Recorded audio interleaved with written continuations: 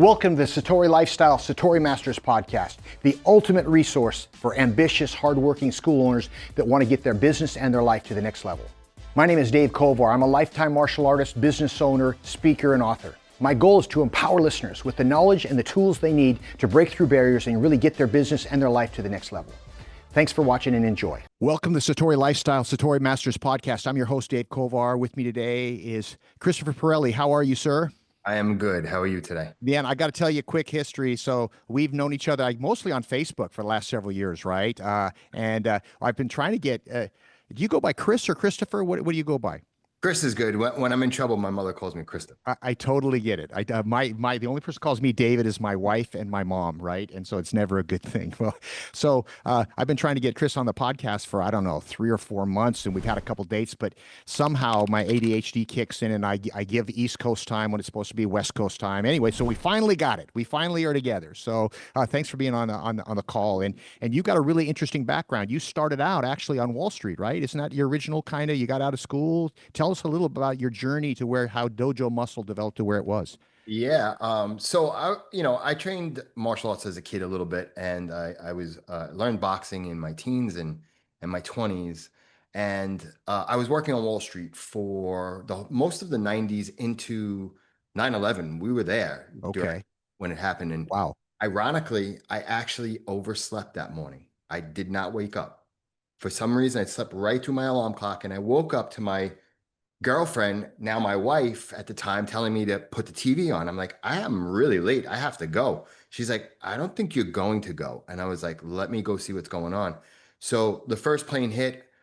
We kind of didn't know what was going on, but I jumped in the shower, came back out, and the second plane hit, and we knew, what it was, a terror attack on America. So I actually worked on 3 financial institutions on Wall Street, and I was enticed by the glitz and the glam and the money, but I literally hated what I was doing. So really, yeah, at that point, after 9/11 happened, they moved everybody from Lower Manhattan down to Maywood, New Jersey, which was about an hour away from me. And I was living in Brooklyn, New York at the time.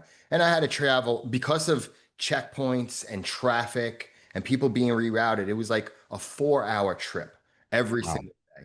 So 6 months, we're out there. They move everybody back to Manhattan. And I remember one day, and I was walking, and I used to go to like a health food store over there. And I was going to the health food store that I usually went to get wraps.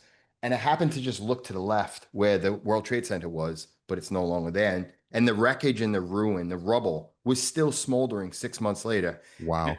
At that moment in my head, I was like, I'm done with this. I don't really want to be doing this anymore.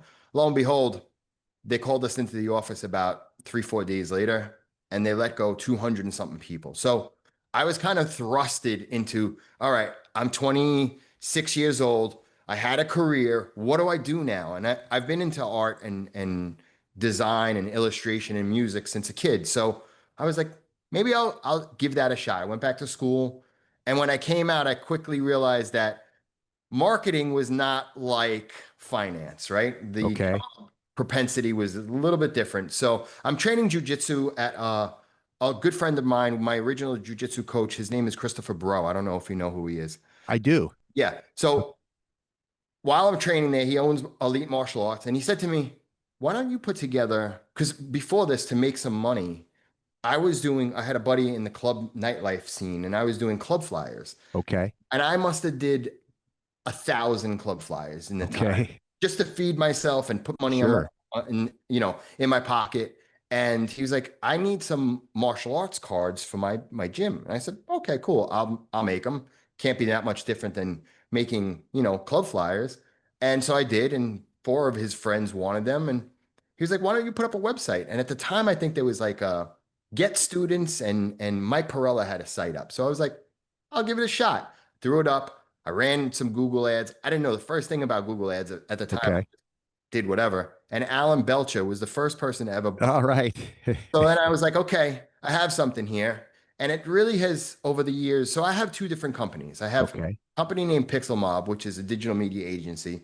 We've gotten to work with people like Tim Ferriss and the Wu-Tang Clan. That's crazy. Yeah, Rafael Lovato, Joe DeFranco. during this whole thing, I'm training jujitsu, I'm training Muay Thai and stuff, and I'm growing this business dojo muscle on the side. And this thing basically got its own legs now, and it's grown to something that's we have almost 2,000 customers at this point, and it's been really amazing for like the last 13 years of doing this. That's amazing. So what kind of what kind of things are your school owner? What kind of things do you bring to the table? For school owners, what kind of things might they employ you for? So Use one of dojo the things muscle. that we do is we have tons of print materials, right? Any type of postcards, rack cards, window clings, all that stuff. But something that's really been growing immensely lately, which has been the EDDMs. And it's funny, EDDMs stands for Every Door Direct Mail, Sure. right? Very It familiar came with it. out about, I would say 12, 13 years ago. And it was big at one point, and then it kind of fizzled out. And everybody went online, right? Everybody went to Facebook and Google. But now, when COVID hit, the QR code came back with immense A power, right? vengeance. Yeah. Yeah. So this has kind of reinvigorated the EDDMs, and we're seeing a lot of great results. At this point, we've run almost 1 million cards at this point, and we've had so many customers come to us, and we do these campaigns that run like a quarter long, 90 days long.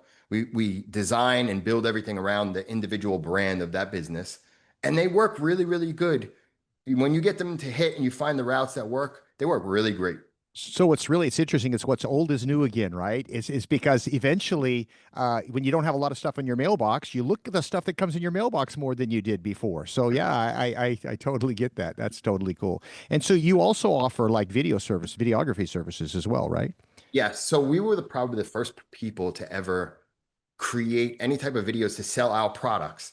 Back in like 2014, we launched a campaign called Ninja Focus, and we made videos and we ran them as ads, and they did immensely well. And then about 2018, we created something called Dojo Muscle Up that we sunset already, but we created basically stories, video stories that people could use as ads, and they did amazing for a while. And then COVID hit, and then everybody started to use their phones and their cameras. So we kind of pivoted from that. We still have them on our sites, and people still buy them, but now we're kind of teaching people how to utilize their phones and create their own content, because we know that like if you don't have any video, definitely to have some sort of template that's going to work, it's going to help you out. But Right. we're at the point now where authentic and real connects with people. And so the more that you can show like a bird's eye into the message that you have and the culture that you have, it's always going to be really powerful for your business. Well, so what's interesting? It's kind of like I was just talking with a friend of mine this morning about this, and with AI, being so amazing, what it can do. I think I was saying what counteracts it, but that's the wrong word. What complements it is the human touch, right? The more real you can get, and it's like, and I feel like the industry, the martial arts industry, we're in great shape. I mean, it's great to have automated, using AI for all the things it can do, and automated texts and automated emails and all that, but most people, they're going to pull their phone when they see that. That's just going to delete it because it doesn't feel real, right? But the more we can actually, connect with people, that's going to keep us relevant. That's why like we got to double down on all the things when someone comes in to our school to really, make them feel like we know who they are personally, not just, just a number, so to speak. I think what's missing in today's digital connected world, there's two things. Like we're the most connected we've ever been, but also the most disconnected too. 100%. And the mom and pop era of business is kind of falling to the wayside. And I think that there's a resurgence of that, where you really want to connect and personalize your marketing to individuals. Like, so what I'm seeing happen too, and to touch on the AI comment, I've had this conversation with my wife today, actually, and I've been using AI probably for 2 years now, and it's amazing, right? It does things that we can automate stuff, but to your point, I think where everything is going, and Microsoft actually wrote a white paper about this, Okay. that the future of marketing and the future of business is human driven with AI helping out, not 100%. AI replacing you.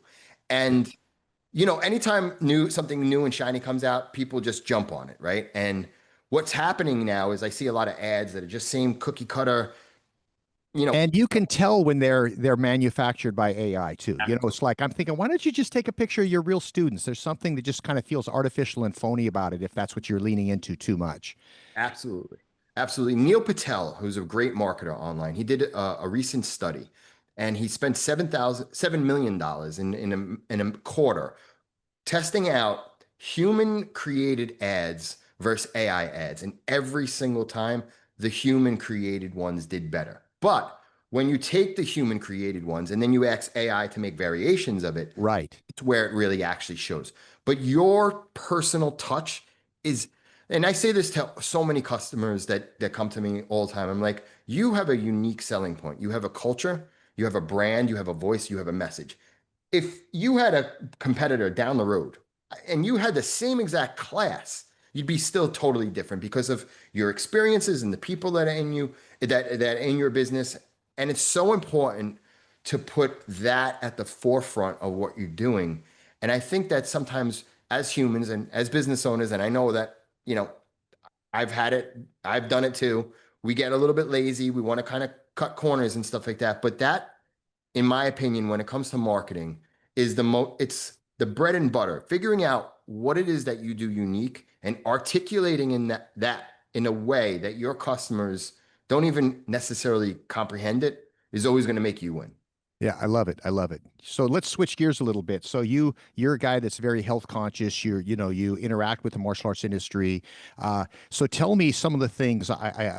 First off, like how important uh, is health, fitness, etc. To first off, just your personal life. I know it is, but also how you feel like it affects your ability to perform well in a business setting. I feel, and I've been feeling this probably most of my adult life. I've been training since I'm 16 years old, right? So I've felt that the times that I didn't train, I wasn't as sharp, I wasn't thinking as clear, I wasn't calm. I believe that if you can't show up for yourself first, you can't really show up for anybody, right? And then I've had in my family, like my dad has heart trouble and he's in the throes of dementia, unfortunately. And I'm watching this unfold. And Hmm. I just turned 50 myself. So I've really actually ramped up my health consciousness. Like, got a BP, blood pressure cuff, get blood work a couple times a year, constantly stay on top of it because you only got one body, right? Yep. And you break arms, you break fingers, whatever. And what we do in terms of training, it's not baking cookies, right? It's tough on the body. So it's, to me, the prerequisite of success. And you know, I think wherever you are in your health journey, it's important to know that, like, you have to stay on top of these things because it's real easy to be like, now I'm 50 and I'll get to the doctor. I there's people that my age, people your age that haven't made it this far, right? Yep. So Yep. it's important. I think for a business owner, and if you're a leader, you have to walk your talk. Well, I think I am amazed at the disconnect that really smart, really well-intended, really hardworking people have with their level of health and success, or their success and happiness with their health. It's like it's tricky, man. Especially in this day and age, we're bombarded with everything is easy, right? You don't like I see. It kind of it is what it is. So I can't pass judgment. But like kids don't even ride their bikes anymore; they're all e-bikes. And it's so easy to get stuff off the counter that tastes good, that your taste buds love, but the rest of your body says, "What the heck are you doing?" And so we're battling that all the time. And so it's almost like you have to be super aware, and your guard has to be up to a certain degree, at least until you develop the habits to kind of make sure that you're doing the basics that are they're gonna allow you to show up with your game face. I kind of look at it like this: is that I know that I'm a better husband, I'm a better father, I'm a better instructor when I'm feeling good about myself. And there's a concept I think I heard Deepak talk about it first, but it's spontaneous right action, and the whole intention is that you're going to show up to work and stuff's going to happen. You're going to get thrown some curves at you. And if your fuse is short and you're stressed out or you're not feeling good or you have a headache or whatever, you're going to snap. You're not going to respond well. But when you bring your best self, so to speak, to the equation, what happens is you're going to automatically, just by default, handle this spontaneously in the best way possible because at your, in a good mindset. And it's such a it's an easy concept to understand, but it's really easy also to get distracted away from that, and we all deal with it on a regular basis. So that's why, for me, I'm sure you have it. It's like I guard my daily habits and I revisit them on a regular basis because it's really easy if you don't watch it to all of a sudden slip and get out of this one little habit and this one little habit. Next thing you know, your trajectory is completely different. It's very easy. It's very easy to lose that consistency. Like, dude, lately for me, one of the things that I've done is I bought a weight vest and I walk every morning, right? And I walk a couple miles every single morning, get my steps in. And a friend of mine is an occupational therapist and for children, and she says that kids today can't even sit up from a prone position into a sit up, which is insane because I remember going to school, we had physical Yeah, education and we were yeah, climbing ropes and yeah. we were outside and we played outside most of the time. So that's It's definitely something that I think future generations are struggling with. Yeah, and that's why we're very relevant. I want to share a story with you. So I started my first school in November of 1978, 47 years ago. I was just out of high school, right? And I used to have, and this is way before Karate Kid. So most of the students that I had were guys they're 18 to 25-year-old males that didn't have a paycheck, didn't have a checkbook yet. It wasn't a good business model, but it was what it, all the guys that are doing MMA now, right? And I had a few kids, but one of the things that I would do is I would do a little fitness test when people first came in. And I didn't have that many kids, but it was still those that came in. It was not uncommon for a 9-year-old to come in and be able to do 10 decent push ups.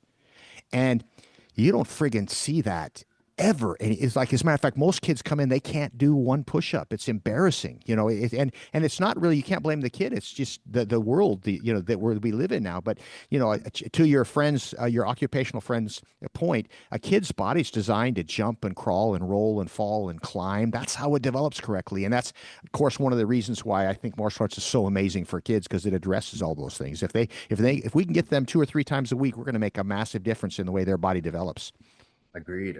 Yeah, my nephew just got he's 5 and he just got put into jujitsu himself. And he loves it. He wants to go all the time. And you know, I see a lot of the kids, they're on tablets all day long. Yeah. They're in front of the computer screens. And our tablet was riding a bike most of the day.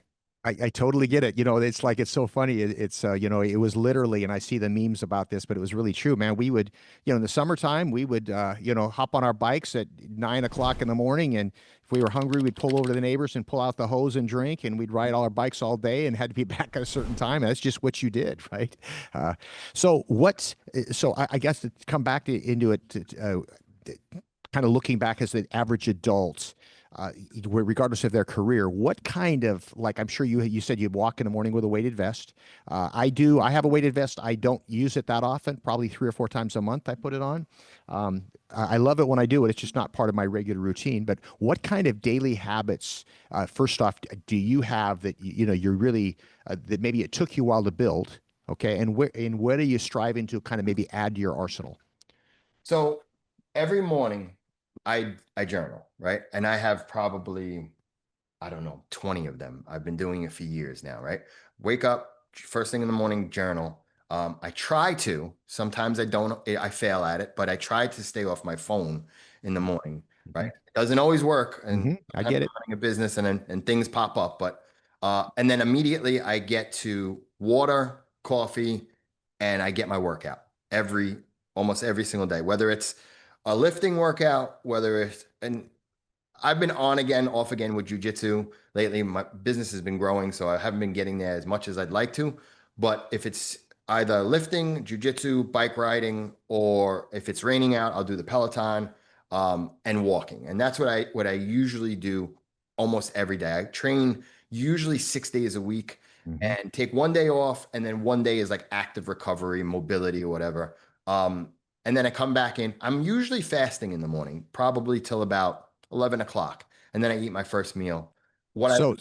what I Go would ahead. like to be doing more of, and this is going back to the AI thing, right? Mhm. I caught myself this year not reading as much as I used to read. Okay. And so like I have an entire bookshelf of books that I've been reading since a kid. It's been kind of an escape for me. And I caught myself this year not really reading the way that I used to read. And I thought to myself, I was like, I bet you AI has something to do with this, right? I'm sure of it, man. It's so funny. The parallels, so much of what you say, I do the same thing. I journal every day as well. My routine is I make it a point not to look at my phone until after I've journaled, and just so my head is ready. I read some inspirational stuff because otherwise, first thing you do, you pull your phone out. Something bad happened. And the other thing, a habit that I have is that you know, you can't always do this. Sometimes you're on call and you need to check your phone, but most of the time I don't. So I try not to check my phone after 7 in the evening because how many times have I pulled my phone out? This happens still to me when I'm traveling and I haven't had a chance to get to my phone and I get back to the hotel room and I pull it out and it's 11 o'clock at night and there's some issue pending that there's nothing I can do about it until the morning. But now I got to let it, you know, in my sleep all day. So I try to like check out and then if you do your journaling and, you know, your little reading now, whatever challenge happens, you're better prepared for it, right? And I love, I mean, I think that exercising in the morning, you can do it anytime that works for you, but with me, it's the same thing. Get it out of the way, and by this time, in 2 hours, you're already win for the day. Whatever else you do, man, you know you get your head is straight, your body is been worked out. It's a good way to start. Absolutely. You know, and so that's something as I'm talking about this, I'm kind of missing jujitsu, so I got to get back. I remember like one of the things we used to always talk about is like you start your day off, and I too like to get it done in the morning just so that it's all done and now I can work and relax after that. I don't like sometimes waiting around to the evening and then have to time my meals and everything. And I remember having a conversation with one of my training partners, and he's like, "Isn't it great?" He's like, "You come here, there's like a 250-pound guy trying to rip your head off, and then you get in your car, and then somebody cuts you off, it gives you a finger, and it's just like I had a gorilla just try to pull my head off. None of this, 100%. like, Yeah, yeah, you yeah. know, none of this Who ball. cares? Yeah. So I think that like for guys and It's women too, I think it's so important to get into martial arts and combat sports. I think it's like I really believe, and I talked to I don't know, do you know Mike Stewart? I don't. Okay, Rising Tides Oh Jiu-Jitsu. yes, Mike Stewart. Yeah, out of DC. Yes, absolutely, I do. Yeah, absolutely. I know exactly what you're talking Dad's about. always has like really good points of view, and it's like, at the end of the day, sometimes you think to yourself that all of the things that we put together, like in life, the mat kind of exposes your Yep. weakness, but it also brings together people of every single walk of life that you could possibly think of. And I think it's so important that people get involved. I think that the more people who learn how to fight, the less fights there would be. 100%, 100%. You know, there's so many reasons. Like you get first off, you get a chance to blow off some steam, embrace your shadow, and just the whole process of yesterday at training. And I've got this big guy on top of me, and I'm like, with that ability to stay calm and say, all right, just relax, man. You're going to get through this. Then it does directly transfer over. So in traffic, you're not as concerned about that. No doubt about it. Well, man, if somebody wanted to get a hold of you, how would they go about doing that? You can find me on Facebook, Christopher Perilli. I'm also on Instagram, Chris Perilli. And if you wanted to check out Dojo Muscle, it's dojomuscle.com. My other main business is Pixelmob, Pixelmobb.com. And if you have any questions or you just want to, chat about marketing or whatever, my inbox is always open. I try to answer everybody's question. I'm Out, always available. outstanding. Last question for you. Sure. So there's some struggling martial artists out there, you know, and you've worked with really successful people and people maybe that were, trying to battle back, just in general. And it doesn't have to be a martial arts instructor; it could be anybody running a business. Give me some, give me something to grab onto. Give me some advice. What would you tell them? Okay.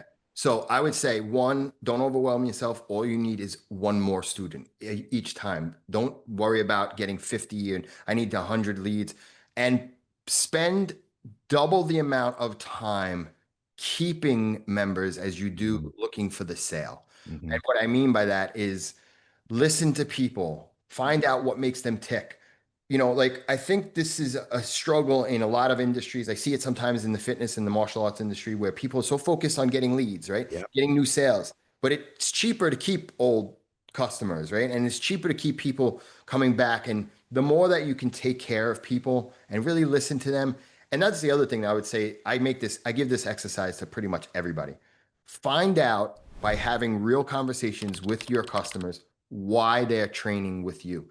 Whatever words they're using, word for word is your copy. Create Love a it. spreadsheet. Love it. Love it. Down on a Yeah. spreadsheet. I love it. I love it. And it's great advice. And it's so interesting because I coach schools all the time, right? And how retention isn't sexy. Just tell me how to get new members. But really, that's the game. And that's the difference in this industry. Get students and keep them. You got to get new ones. But man, focus on retaining the ones you have. Life is so much easier when you operate that way. Absolutely. Yeah. Good. Well, Chris, I certainly I'm glad we were able to finally connect, and I certainly enjoy getting to chat with you a bit, and I look forward to having more conversations. I appreciate you being on the show. Thank you for having me, sir. You bet, man. Have a great day. You too. Thank you for tuning in today to our podcast. I hope you found it valuable and inspirational. To stay connected, please subscribe to Apple Podcasts, Spotify, or wherever you go for your podcasts. If you enjoyed today's show, please give us a 5-star review. And we really sincerely would appreciate some feedback. Your feedback helps us to create high quality content that will help others in the future. If you'd like to follow me, you can go to Dave Kovar on Facebook or Haunchie Dave Kovar on Instagram. Thank you so much for watching, and I'll see you on next episode.